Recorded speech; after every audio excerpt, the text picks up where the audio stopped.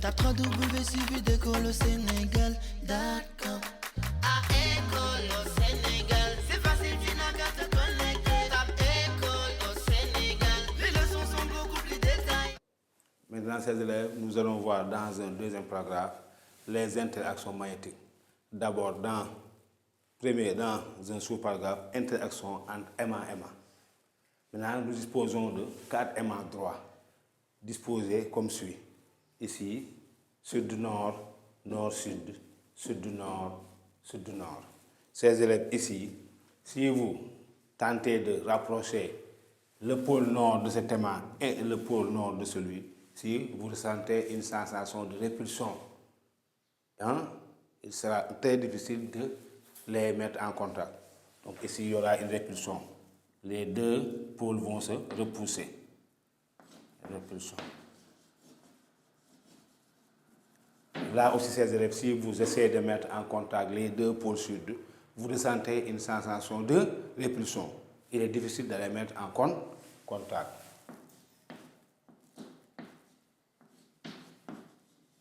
Répulsion. Et là, ces élèves, ce pôle nord-là et ce pôle sud-là vont s'attirer très facilement. On voit qu'il y a attraction.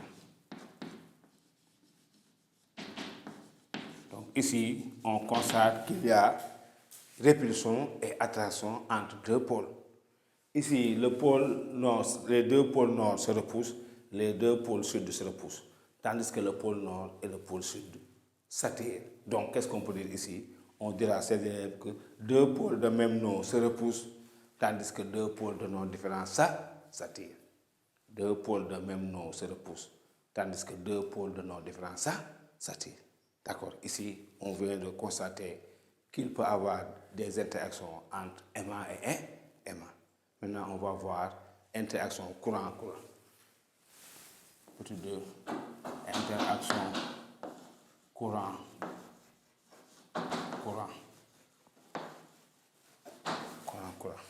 Là, on va d'abord s'intéresser à ce qu'on appelle à la notion de spire. Notion de spire. Avant, pour montrer les interactions entre courant. C'est quoi une spire? Ces élèves, une spire est un fil circulaire qui se comporte comme un aimant lorsqu'elle est parcourue par un courant. C'est-à-dire, elle présente une face sud ou une face nord selon le sens du courant. Je reprends.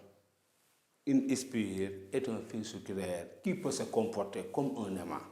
C'est-à-dire, elle présente une face sud et une face nord selon le sens du courant. À son voisinage règne un champ magnétique. On dirait là un fil circulaire inspire. D'accord, le sens du courant dans ce sens. Donc ici, là, le sens du courant dans ce sens. Ici, le courant circule dans le sens trigo, là, dans le sens contraire au sens trigo. D'accord. Maintenant, ces élèves, ici, ces deux faces-là, en face, sont opposées. Si cette face-là est nord, là, elle est sud. Si cette face-là est sud, là, elle est nord. Maintenant, ces élèves, on va voir quand est-ce qu'une face est nord, quand est-ce qu'une face est sud. Donc, une face est nord, ces élèves. Si on peut écrire la lettre S, excusez, une face est nord, si on peut écrire la lettre N suivant le sens du courant. Une face est sud, si on peut écrire la lettre S suivant le sens du courant. On y va.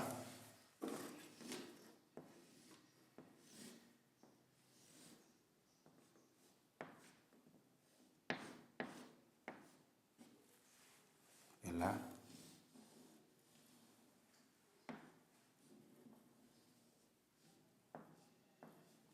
Donc ici, regardez, ici on a un N suivant le sens du courant. Et là, on a un S suivant le sens du courant. Par conséquent, ces élèves, cette face-là est la face nord. Cette face-là est la face sud. Ces deux faces-là s'attirent facilement. Mais si maintenant, si je prends cet esprit-là et je fais comme ça, et j'essaie de mettre en contact, je ressens une sensation de répulsion. Parce que l'autre face, c'est la face sud. L'autre face, c'est la face nord. Donc ici, ça c'est la face nord, ça c'est la face est. Donc, je reprends. Une face est nord, si on peut écrire la lettre N suivant le sens du courant. Une face est sud, si on peut écrire la lettre S suivant le sens du courant. Cette face-là, c'est la face nord, celle-ci est la face sud. Ces deux faces-là vont se repousser. Tandis que si on sait cette face-là est la face sud, l'autre c'est la face nord. Cette face-là, qui est de l'autre côté, va se reposer avec cette face-là. Donc on dira quoi? Deux faces de même nom se repoussent, tandis que deux faces de noms différents s'attirent. Une face nord et une face nord se repoussent. Une face sud et une face sud se repoussent. Une face nord et une face sud facilement s'attirent. Deux pôles de même nom se repoussent, tandis que deux pôles de noms différents s'attirent. Donc ici, on voit qu'il peut y avoir une interaction entre courant et courant. Dans la petit 3, on va avoir interaction aimant-courant.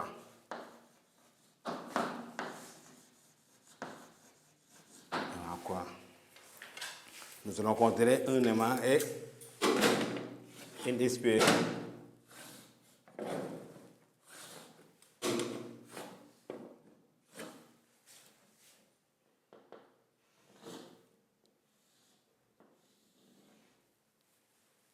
Ici, le sens du courant comme ça. Ici, c'est sud, là, nord. Ici, cette face-là, c'est quelle face? C'est la face nord. Parce qu'on peut écrire la lettre N suivant. Donc, ici, la face nord. Ici, on a une face nord et un pôle sud. Ces deux-là ne peuvent pas s'attirer. Au contraire, ce pôle nord et cette face nord-là vont se repousser. Donc ici, on voit qu'il peut y avoir une interaction entre aimant et courant. Aimant et courant. D'accord, donc ici, les interactions magnétiques peuvent être entre aimant, courant, ou bien entre aimant et courant. D'accord. Maintenant, après cela, nous allons voir le spectre magnétique. Maintenant, nous allons voir dans un troisième paragraphe le spectre magnétique. D'abord, une ligne de champ. C'est quoi une ligne de champ? Une ligne de champ est une ligne continue où le vecteur champ magnétique est tangent à chacun de ces points. La ligne de vecteur champ magnétique est orientée suivant la ligne de champ. Ici, nous considérons une ligne de champ orientée, comme ça. Une ligne de champ.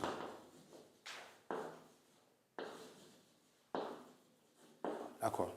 Ici, on considère un point M sur la ligne de champ et un point M'. Donc ici, le vecteur champ magnétique est tangent en chacun de ces points. Au point M, le vecteur champ magnétique est comme ça. VM.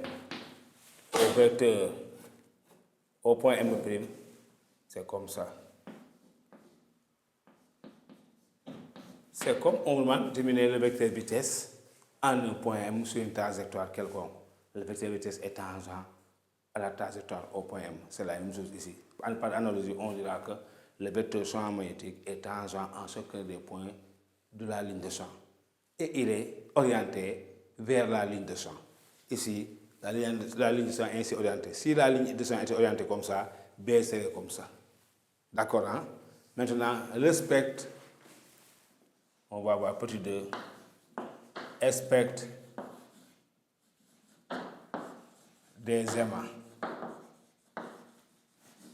Mais avant de voir le spectre des aimants, il faut savoir que plusieurs lignes de champ dans un espace champ magnétique constituent ce qu'on appelle un spectre magnétique. Le spectre magnétique est un ensemble de lignes de champ. D'accord? Plusieurs lignes de champ dans un champ magnétique constituent un spectre magnétique. Maintenant, on va voir le spectre des aimants. Ensuite, le spectre des courants. Ça veut dire quoi? Comment sont les lignes de champ dans un espace champ magnétique? D'accord. Maintenant, le spectre des aimants. Nous allons considérer deux aimants. Un aimant droit et un aimant en U. Aimant droit considérons un aimant droit et un aimant en U qui a la forme d'un U. U comme U, la lettre de l'alphabet. Hein?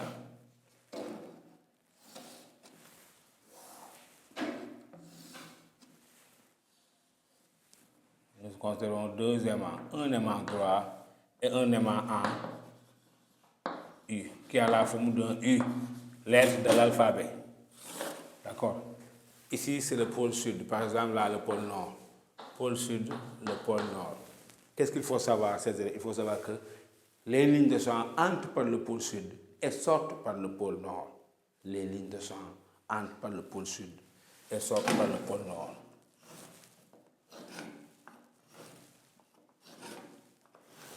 Supposons ce que j'ai en train de dessiner là constitue des lignes de champ.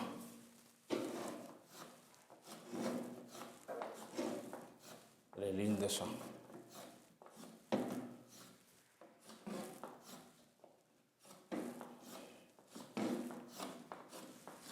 Pour voir les lignes de champ d'un aimant, il suffit simplement de saupoudrer l'aimant avec de la limaille de fer. Vous avez un aimant droit, vous mettez dessus de la limaille de fer.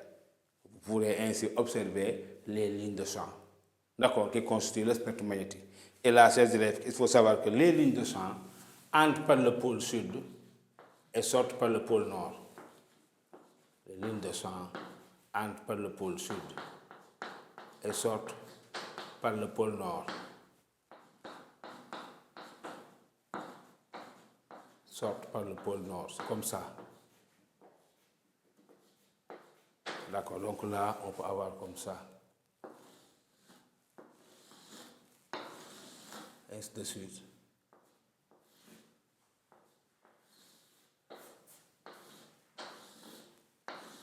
Ainsi de suite, hein, les lignes de champ. Maintenant, si j'ai un point M là,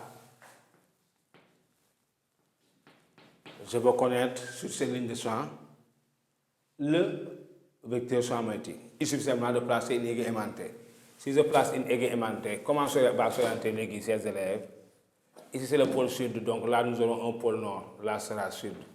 Et dans ce cas, B sera comme ça, au point M. B sera tangent à la ligne de champ. B au point M sera comme ça. Maintenant, j'ai un point P ici, sur cette ligne de champ-là.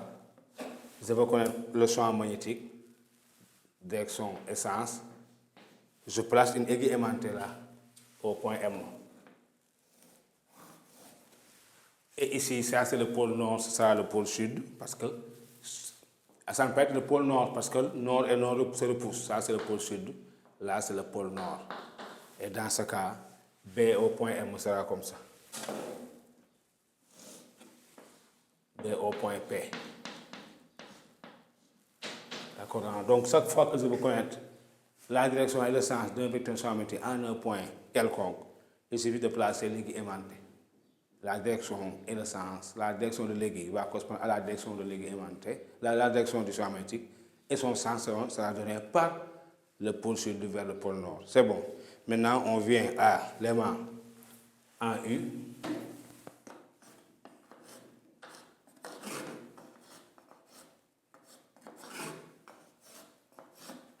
Ici, je trace les lignes de champ, comme suit.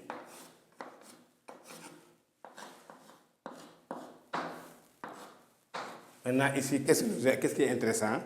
C'est le champ magnétique créé à l'intérieur de l'aimant en U. Par exemple, au point M là au point P. Là, si je veux connaître la direction et le sens, je place une aiguille aimantée au point M et au point P. Là, c'est sud, ici donc on aura nord, sud. Là, c'est sud, donc on aura nord, sud. Donc ici, B au point M sera comme ça. Du pôle sud vers le pôle nord. Là aussi, B au point P. Du pôle sud vers le pôle nord. Ici, ces élèves, que pour dire de BM et BP, on voit que BM et BP sont collinaires et même sens, même intensité. Et même intensité. Dans ce cas, on dira quoi? que le champ magnétique à l'intérieur d'un aimant en U est uniforme. Parce que cela veut dire quoi? Le champ magnétique conserve sa direction, son sens et son intensité. Le champ magnétique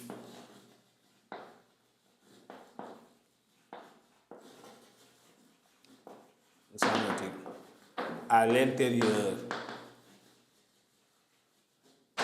d'un aimant en U